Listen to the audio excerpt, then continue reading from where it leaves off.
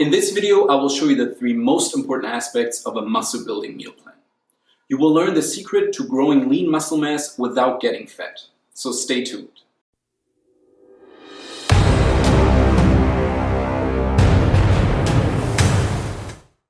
What's up everyone, Felix from Nutrition and Fitness here. We all heard that the right diet is more important than the right workout. But as a beginner, designing the right meal plan can be difficult, especially when you don't know where to start. Today I will show you the exact steps you need to follow for effective meal planning. These are simple changes to your diet that you can implement today and that will get you fast results.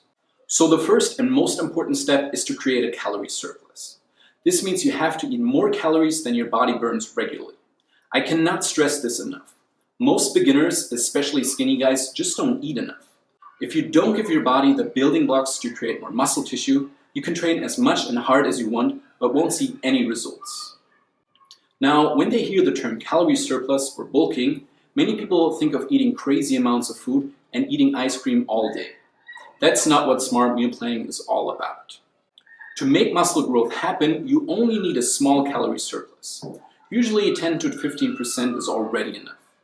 That's 200 to 300 additional calories per day. Add these to your normal food intake and you're good to go. If you don't know how to calculate your calorie needs, check out my video on how many calories you need to build muscle. Once you have your calories covered, the next step is setting up your macros. So figuring out how much protein, fat and carbs you need. This is pretty straightforward and I will now just give you the ideal values for each macro. If you want to find out why the values are what they are, again, check out my other videos where I explain each intake in more detail. First, protein, because it's the most important macronutrient for muscle growth.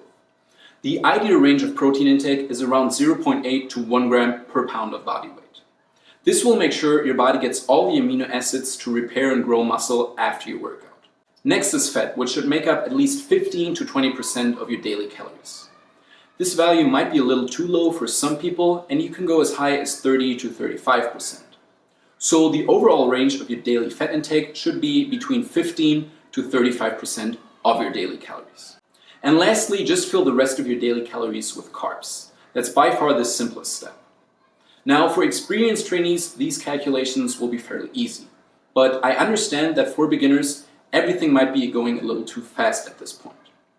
If you want a more detailed explanation on how to calculate your macros, check out my meal planning mastery course. Okay, at this point we're almost done. The last step for your meal plan is to find the right foods. How do you do this? You simply take your calories and daily macros and fill them with foods you like.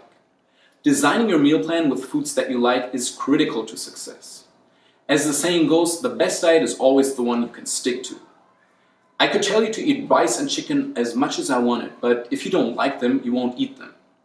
Of course, that isn't an excuse to only eat junk food every day.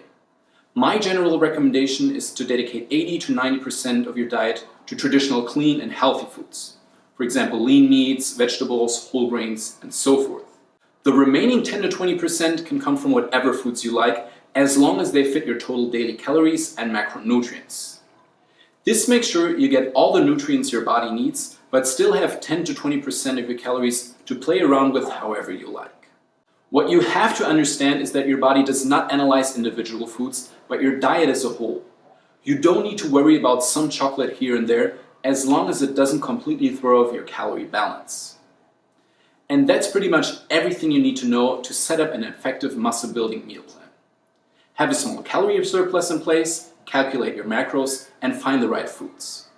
Of course, there are other aspects like meal timing and supplements, but as a beginner, keep it simple and start with the basics.